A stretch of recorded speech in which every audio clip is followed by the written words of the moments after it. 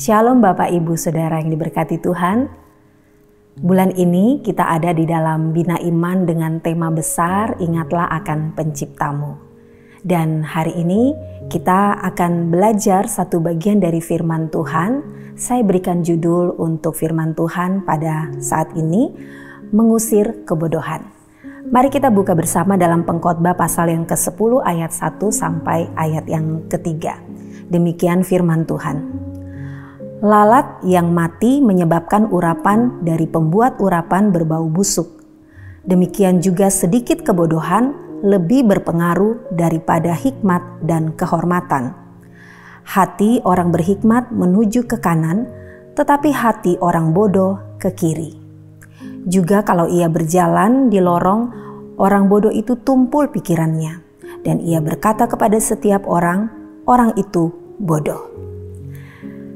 Saudaraku yang dikasihi Tuhan, Pengkhotbah memberikan pembandingan bagi kita tentang kebodohan dan hikmat.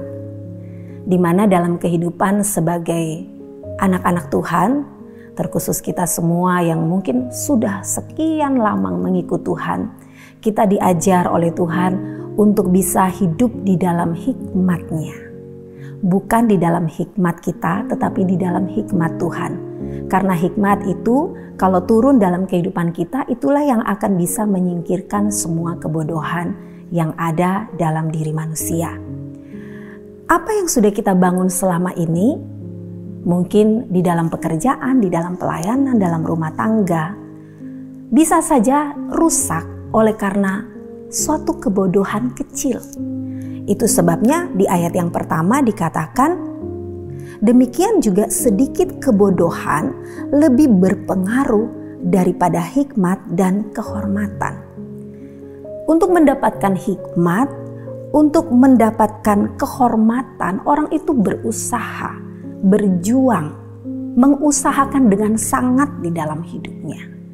Tetapi kalau dia tidak berhati-hati, maka sedikit saja kebodohan bisa membuat apa yang sudah dia bangun selama ini menjadi hancur. Nah, disinilah peringatan yang diberikan oleh pengkhotbah kepada kita bahwa kita harus berhati-hati dalam hidup ini. Karena kebodohan itu bisa ada di mana saja dan siapa saja. Tidak hanya orang biasa yang mungkin secara IQ-nya dia memang terbatas, tetapi kebodohan-kebodohan kita lihat juga ada di tempat-tempat yang terhormat. Kebodohan ada di tempat-tempat di mana orang punya jabatan, di mana orang sebenarnya terpandang, tetapi waktu dia melakukan sedikit kebodohan, nila setitik, kata peribahasa apa? Merusakkan susu sebelang. Jadi hanya setitik saja. Kebodohan itu bisa meruntuhkan semua yang sudah kita bangun selama ini. Lalu bagaimana dengan anak-anak muda? Saya berpikir anak-anak muda ya, dan kita juga mungkin masih merasa bahwa diri kita muda ya.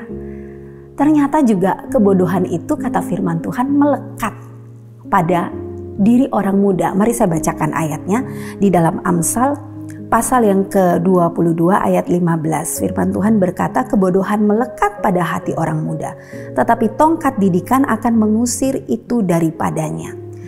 Jadi bukan hanya orang yang umurnya masih muda, tapi kita juga yang mungkin hari ini merasa kita masih muda karena kita masih produktif, kita masih melayani Tuhan, masih melakukan banyak hal dalam hidup, masih menginginkan banyak hal dalam hidup untuk kita capai. Perhatikan bahwa kebodohan itu melekat, bisa melekat, dia nempel pada kita. Karena ingat baik bahwa kita ini sudah terlahir dari yang namanya dosa.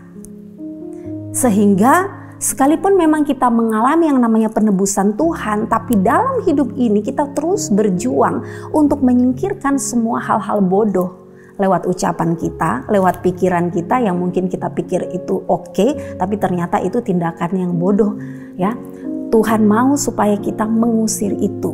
Nah, dan dikatakan di sini ada satu cara ya yang Tuhan berikan untuk kita bisa mengusir kebodohan itu sehingga apa yang kita bangun tidak menjadi rusak. Kita lihat di sini dikatakan tongkat didikan mengusir itu daripadanya. Jadi satu caranya, berikan hatimu untuk mau dididik oleh Tuhan. Orang yang mau dididik oleh Tuhan, dia akan mengalami yang namanya hikmat dalam hidupnya sehingga kebodohan itu tersingkir. Mari berikan hati kita untuk dididik oleh Tuhan. Apa yang sudah Tuhan kerjakan dan sedang Tuhan kerjakan dalam proses hidup kita. Mungkin hari ini belum mendatangkan sukacita, tetapi satu saat itu akan mengerjakan kebaikan, kebenaran, damai sejahtera dalam hidup kita. Tuhan Yesus memberkati.